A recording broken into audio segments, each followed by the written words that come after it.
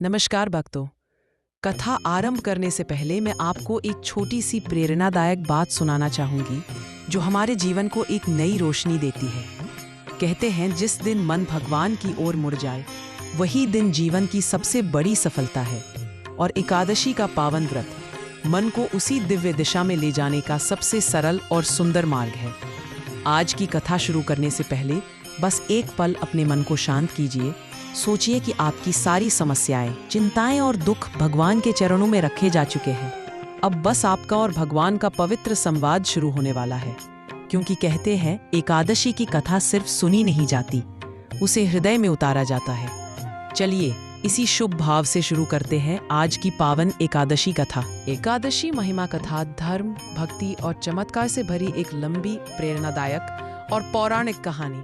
प्राचीन समय में चंद्रावती नगर पर एक महान धर्म प्रेमी राजा राज करते थे, राजा सुधाकर। नगर समृद्ध था, जनता सुखी थी और हर गली में धर्म, संस्कार और दया की धारा बहती थी। परंतु राजा के जीवन में एक बहुत बड़ा दुख था। उनके कोई संतान नहीं थी। उनकी रानी मालवती अत्यंत सुंदर, गुणवान और विनम्र थी, परंतु संतान सुख से दोनों वंचित थे। राजा का हृदय दिन रात संतानों के अभाव में रोता रहता। जब जब वह दरबार में छोटे छोटे बच्चों को खेलते देखते, उनका मन भर आता। हालांकि वे तपस्वियों, ऋषियों और विद्वानों का बहुत सम्मान करते थे, लेकिन इस दुख के आगे उनका मन कमजोर पड़ने लगा था। एक दिन वे सोचने लगे, मैंने जीवन में कोई पाप नहीं किया, फिर मुझे यह दुख क्यों? क्या वास्तव में मेरा भाग्य इतना कठोर है? इन अवसाद भरे विचारों से उनका मन अशांत था। उसी रात उन्होंने संकल्प लिया कि मैं अपने दुख का कारण अवश्य जानूंगा।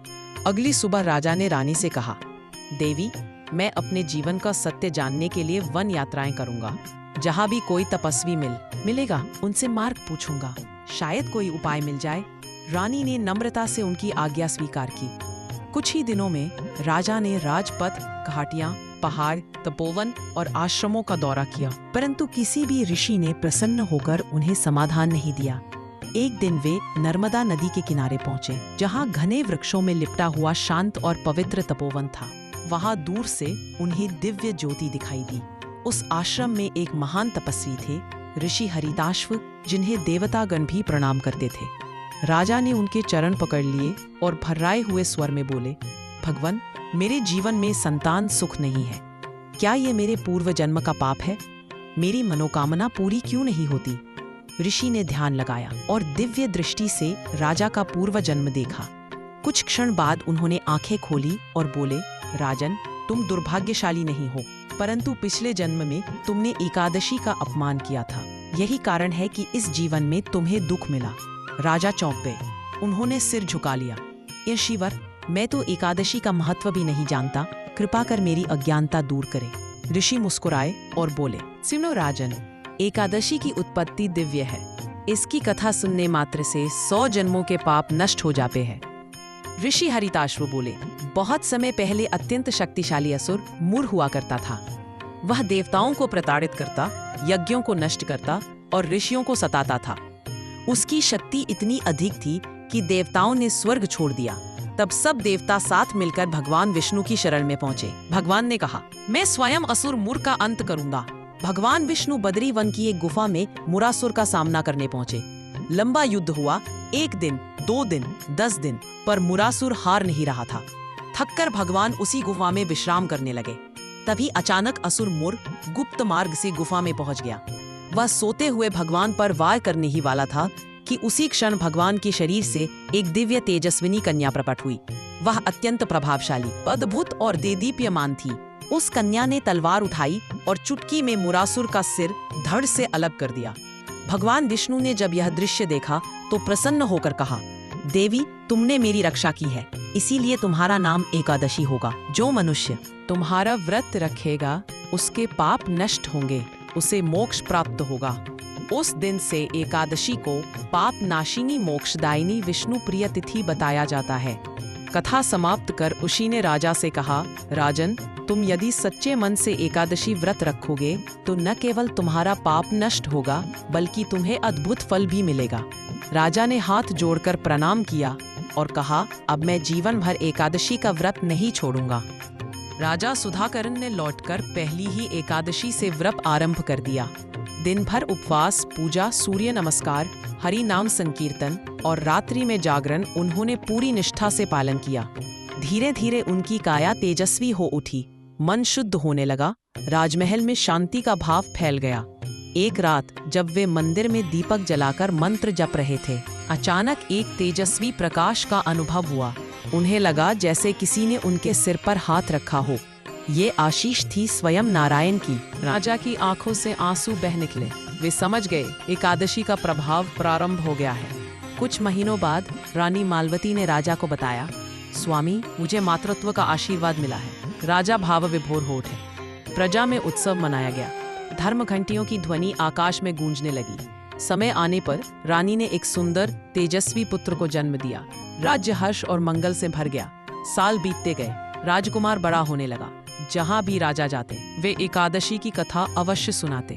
उन्होंने सारे राज्य में आदेश दिया, किसी भी स्थिति में एकादशी का अपमान न किया जाए। जो चाहे गरीब हो या अमीर, एकादशी की पूजा अवश्य करे। राज्य में कल्याण बढ़ने लगा। बीमार लोग ठीक होने लगे। गरीबों के घरों में भोजन की कमी दूर हो गई। फसलों में दोगुनी पैदावार होने लगी। सब लोग कहते, यह एकादशी की कृपा है। धीरे धीरे राजा का राज्य धर्म भूमि कहलाने लगा। एक बार पड़ोसी राज्य का दुष्ट राजा सुधाकरण के तेज से जलकर युद्ध करने आ गया। वह बड़ी सेना लेकर चंदावती राज्य पर आक्रमण करने लगा। दरबार में सभी ने कहा, महाराज, युद्ध के अगले दिन एकादशी है, आप इसे छोड़कर युद्ध की तैयारी करें। लेकिन राजा ने दृढ़ता से कहा, एकादशी मेरे राज्य की प्राण तिथि है। मैं पहले उपवास और पूजा करूंगा, फिर युद्ध होगा। मंत्रियों को डर था कि इससे सेना कमजोर पड़ सकती है, पर हुआ कुछ और ही। उस रात राजा ने भगवान विष्णु से प्रार्थना की, हे नारायण, यदि मैं आपका सच्चा भक्त हूं तो मेरी प्रजा की रक्षा कीजिए। अगली सुबह जैसे ही एकादशी की समाप्ति हुई, राजा तलवार लेकर बाहर आए। उन्होंने देखा पड़ोसी राज्य की सेना बिना युद्ध किए भाग चुकी थी। उनके हथियार टूटे पड़े थे और आकाश में भगवान का चक्र तेज से चमक रहा था। सबने कहा, महाराज, यह चमत्कार आपकी एकादशी भक्ति के कारण हुआ है। राजा ने केवल मुस्कुराकर कहा, यह मेरी नहीं, एकादशी माँ की कृपा है। जब राजा वृद्ध हो गए, तब एक रात उन्हें स्वप्न में भगवान विष्णु और देवी एकादशी के दिव्य दर्शन हुए। भगवान बोले, राजन, तुमने अपने राज्य को धर्म मार्ग पर चलाया। तुम्हारा जीवन अब पूर्ण हो चुका है। तुम्हें वैकुंठ में स्थान प्राप्त होगा। राजा प्रसन्नता से भर उठे। कुछ समय बाद राजा ने अपने पुत्र को गद्दी सौंप दी और स्वयं वन में जाकर ध्यान साधना की। कुछ ही दिनों में दिव्य आभा लिए उनका देहांत हुआ। उनके शरीर से दिव्य प्रकाश निकला जो ऊपर आकाश की ओर उठा। ऋषियों ने घोषणा की, राजा सुधाकरण को विष्णु लोक में स्थान प्राप्त हुआ है। यह एकादशी की अद्भुत महिमा है। आइए भक्तों, अब हम सुनते हैं उत्पन्ना एकादशी की कथा। आप सभी को उत्पन्ना एकादशी की हार्दिक शुभकामनाएं। धर्मराज युधिष्ठिर कहने लगे कि हे भगवान, मैंने कार्तिक शुक्ल एकादशी अर्थात प्रबोधिनी एकादशी का सविस्तार वर्णन सुना। अब आप कृपा करके मुझे मार्गशीर्ष माह के कृष्ण पक्ष की एकादशी के विषय में भी बतलाइए। इस एकादशी का क्या नाम है तथा इसके व्रत का क्या विधान है? इसकी विधि क्या है? इसका व्रत करने से किस फल की प्राप्ति होती है? कृपया यह सब विधान पूर्वक कहिए। भगवान श्री कृष्ण बोले, मार्गशीर्ष माह के कृष्ण पक्ष में आने वाली इस एकादशी को उत्पन्ना एकादशी कहा जाता है।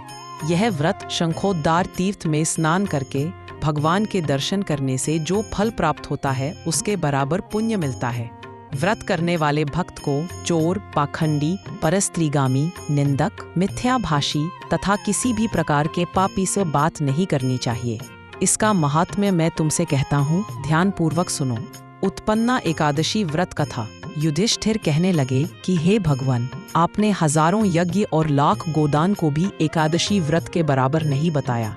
सो यह तिथि सब तिथियों से उत्तम कैसे हुई, बताइए। भगवान कहने लगे, हे युधिष्ठिर, सतयुग में मुर नाम का दैत्य उत्पन्न हुआ।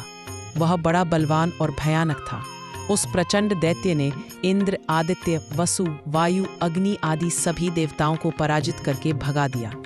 तब इंद्र सहित सभी देवताओं ने भयभीत होकर भगवान शिव से सारा वृत्तांत कहा और बोले, हे कैलाशपति, मुर दैत्य से भयभीत होकर सब देवता मृत्युलोक में फिर रहे हैं।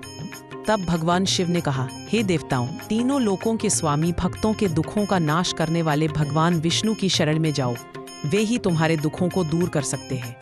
शिवजी के ऐसे वचन सुनकर सभी देवता क्षीर सागर में पहुंचे। वहां भगवान को शयन करते देख हाथ जोड़कर उनकी स्तुति करने लगे कि हे देवताओं द्वारा स्तुति करने योग्य प्रभु, आपको बारंबार नमस्कार है। देवताओं की रक्षा करने वाले मधुसूदन, आपको नमस्कार है। आप हमारी रक्षा करें। दैत्यों से भयभीत होकर हम सब आपकी शरण में आए हैं। आप इस संसार के कर्ता, माता पिता, उत्पत्ति और पालन करता और संहार करने वाले हैं। सबको शांति प्रदान करने वाले हैं। आकाश और पाताल भी आप ही हैं। सबके पितामह ब्रह्मा, सूर्य, चंद्र, अग्नि, सामग्री, होम, आहुति, मंत्र, तंत्र, जप, यजमान, यज्ञ, कर्म, कर्ता, भोक्ता भी आप ही हैं। आप सर्वव्यापक हैं। आपके सिवा तीनों लोकों में चर तथा अचर कुछ भी नहीं है। हे भगवंत, दैत्यों ने हमको जीतकर स्वर्ग से भ्रष्ट कर दिया है और हम सब देवता इधर उधर भागे भागे फिर रहे हैं। आप उन दैत्यों से हम सबकी रक्षा करें। इंद्र के ऐसे वचन सुनकर भगवान विष्णु कहने लगे कि हे इंद्र, ऐसा मायावी दैत्य कौन है जिसने सब देवताओं को जीत लिया है? उसका नाम क्या है? उसमें कितना बल है और किसके आश्रय में है तथा उसका स्थान कहाँ है? यह सब मुझसे कहो। भगवान के ऐसे वचन सुनकर इंद्र बोले, भगवंत, प्राचीन समय में एक नाड़ीजंग नामक राक्षस था। उसके महापराक्रमी और लोक विख्यात मुर नाम का एक पुत्र हुआ। उसकी चंद्रावती नाम की नगरी है। उसी ने सब देवताओं को स्वर्ग से निकालकर वहां अपना अधिकार जमा लिया है। उसने इंद्र, अग्नि, वरुण, यम, वायु, ईश, चंद्रमा, नैत आदि सब के स्थान पर अधिकार कर लिया है। सूर्य बनकर स्वयं ही प्रकाश करता है, स्वयं ही मेघ बन बैठा है और सबसे अजय है।